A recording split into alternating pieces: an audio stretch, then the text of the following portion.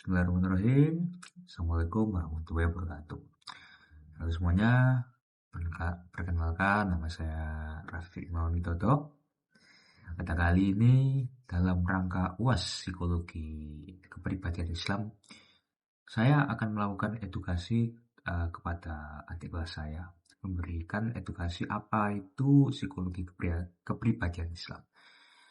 Jadi tanpa berlama-lama saja, langsung saja kita temui adik kelas kita dan saya akan memberikan edukasi terhadap kepada adik kelas saya. Jadi mari kita saksikan. Oke, ini kita santai-santai aja. Jadi sebelumnya gimana kabarnya saya semua? Alhamdulillah. Sehat ya. Kuliahnya lancar kuliahnya? Alhamdulillah. Lancar. Ini sudah was semuanya? Sudah. Aman ya? Aman. Sudah lancar. Dan kita itu sebagai Islam itu harus memiliki kepribadian yang bagus. Makanya kenapa kok ada yang namanya itu psikologi kepribadian Islam. Nah, apa sih psikologi kepribadian Islam itu kayak apa? Jadi merupakan sebuah ilmu yang mempelajari kepribadian manusia yang berdasarkan ajaran Islam. Jadi kita sebagai Islam itu harus memiliki kepribadian yang sangat bagus, gitu. Karena itu mempengaruhi diri kita sendiri, juga orang-orang lain. Nah, karena manusia itu terdiri dari unsur akal dan juga nafas, maka konsep dasarnya itu jadi di psikologi kepribadian Islam itu memiliki konsep dasar. Yang pertama itu fitrah. Nah, fitrah itu kayak gimana sih fitrah? Jadi fitrah itu seperti kamu itu diberikan kemampuan, kayak misal kamu itu merasa bersemangat untuk membantu temanmu dalam hal apapun. Nah, fitrahmu itu dalam bidang yang bidang berpendidikan yang suka berbagi ilmu. Jadi fitrah itu seperti bukit tinggi, bukit unggul. Jadi yang kemampuanmu seperti kayak kamu suka menggambar. Nah, dari situ kamu memiliki bakat menggambar. Jadi dari hal yang suka, hal yang minatnya gitu, basicnya. Terus habis itu ada kolbu yang berarti hati. Nah, kita itu sebagai manusia itu memiliki hati. Terkadang kita itu terasa iri terhadap teman kita, bahkan orang-orang terdekat seperti saudara kita. Contoh kecilnya ketika teman kita atau saudara kita yang sudah menikah, nah, kita itu nggak boleh iri, malah kita itu harus ikhlas tujuan. Nah, gimana ketika misal terlanjur penyakit hati kita itu muncul itu? Caranya beristighfar, sholawat. Itu perlahan-lahan akan melunakkan hati kalian. Kemudian ada nafas yang berarti artinya itu ego. Jadi semisal nafas ini mengajarkan kita untuk bersabar.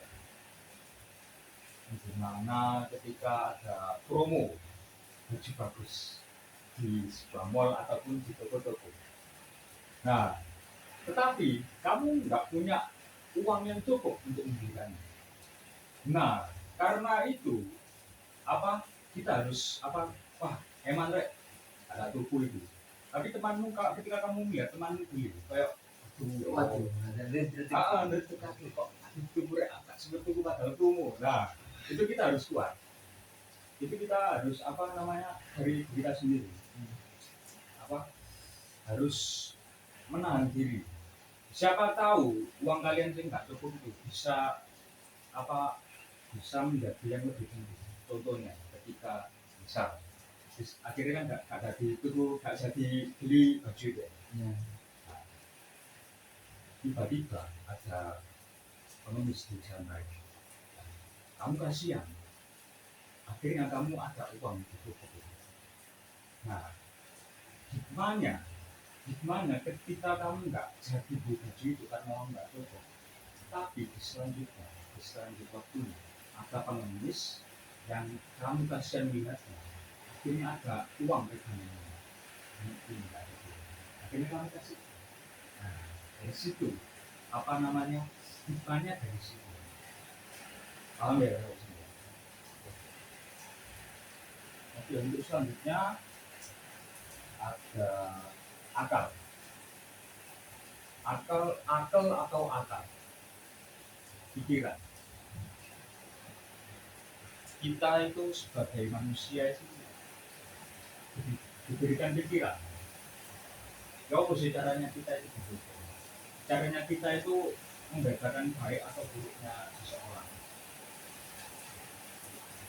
Contohnya, ketika dosen ini masuk, ayo kamu, ayo apa dosen udah masuk, temanmu bilang, ayo sik bentar, apa rokokan dulu satu batang, kamu jangan ikut. Jadi istilahnya apa ketika ketika dosen sudah datang, kamu tahu yang lebih mana yang lebih baik. Ketika dosen sudah datang, apa yang harus dilakukan? Langsung masuk kan? Langsung masuk itu kan. Nah, ketika ada satu teman itu bilang sik nanti air, nah kamu itu jangan ikut. Jadi harus bisa memprioritaskan diri. Kayak gitu. Jadi kita ada teman bolos, kamu jangan ikut bolos. Kamu itu termasuk. Kan nggak ada halangan apapun, kecuali kamu sakit atau urusan apa. Gitu. Jadi bisa kita ini kasih pikiran supaya bisa membedakan baik bad and good, yang jahat yang mana, yang baik yang mana. Ayo.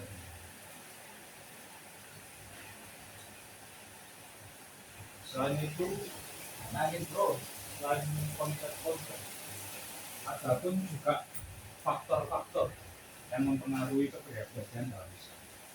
Yang pertama itu genetika. Genetika itu apa sih? Gen, turunan.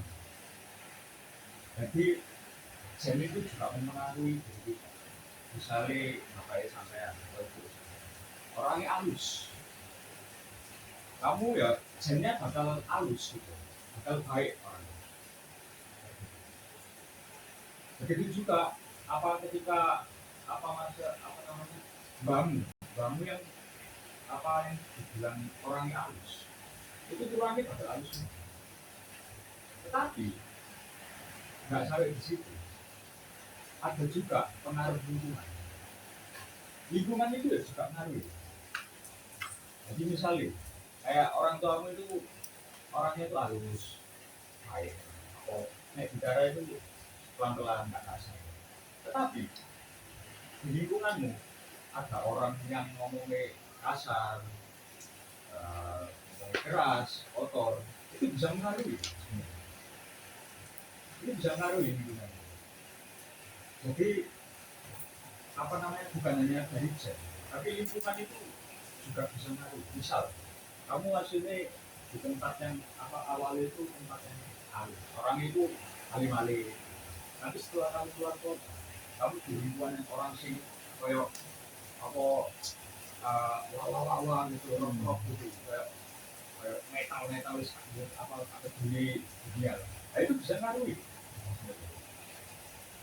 Jadi itu harus harus menjaga diri sendiri, harus kuat. Kemudian ada juga pendidikan agama, ini juga terpengaruh. Ketika kamu masih kecil, saat kecil itu diajak ayahmu sholat diajak jamaah di masjid, terus diajarin ngaji, itu nanti ngaruhnya itu juga bagus untuk petani. Nanti jadi kebiasaan. Dan juga pendidikan agama ini nggak hanya mengajarkan ibadah, tapi juga mengajarkan kejujuran, kasih sayang, dan juga rasa tanggung jawab. Diajarkan ya, paham ya?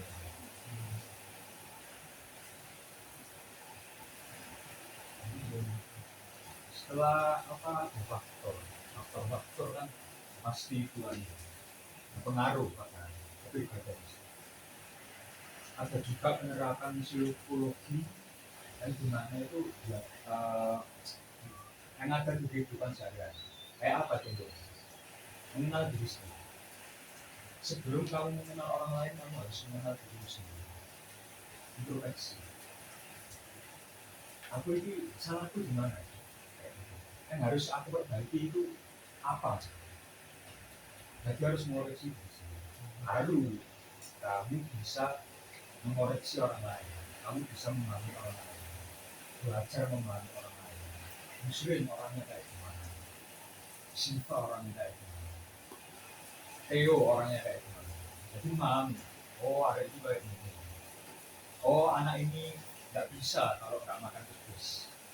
Oh anak ini harus minum dulu. Salah satunya kayak memahami orang lain.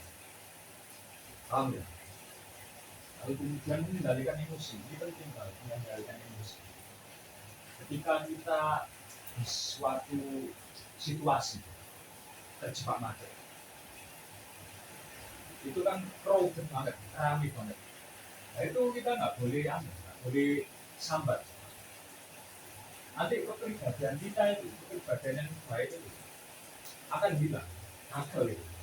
Jadi sing awali kamu sabar, gara-gara crowded itu, wah, jadi loading screen-nya itu awali 99%, gara-gara kamu emosi, jadi gagal. Mulai lagi dari awal. Jadi dimanapun kalian berada, kalian harus belajar mengendalikan emosi.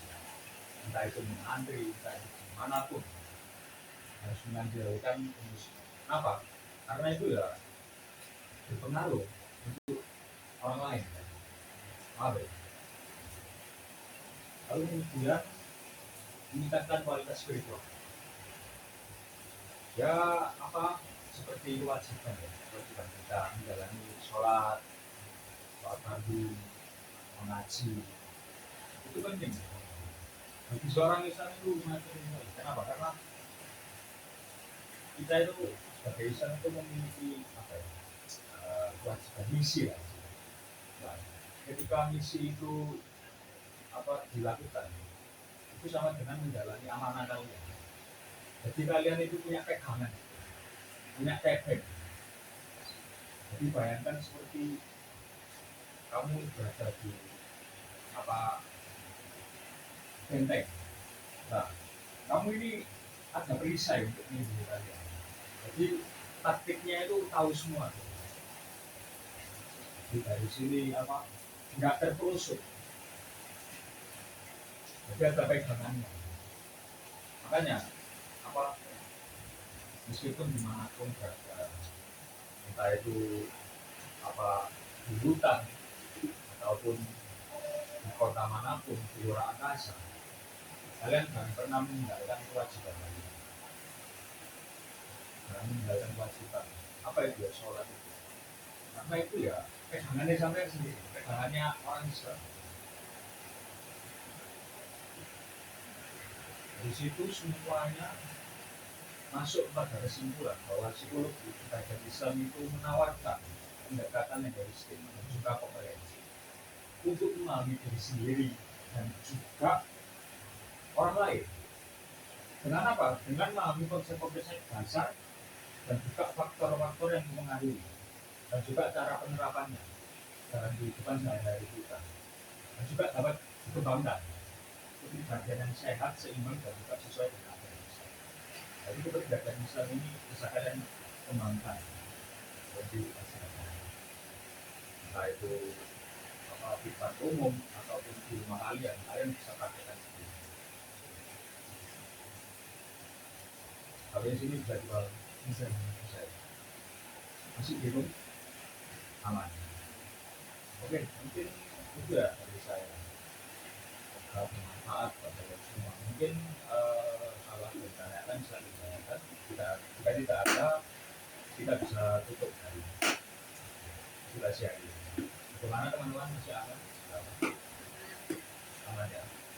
Mungkin Mas yang di baju hijau ini ada pertanyaan atau gimana? Sudah aman. Oke, Mbak yang bersurat hitam aman juga. Oh ya Mbak, itu. Oke, mungkin cukup ya sudah sampai sini. Semoga edukasi hari ini bisa bermanfaat buat kalian semua. Kita semua juga semoga kalian menjadi orang yang Islam yang taat, orang yang soleh dan soleha, membanggakan orang tua kalian. Ya, mohon maaf bila ada kekurangan. Saya tutup hari ini. Assalamualaikum warahmatullahi wabarakatuh. Oke, tadi itu merupakan video edukasi yang saya berikan kepada adik-adik saya mengenai tentang apa itu psikologi kepribadian Islam.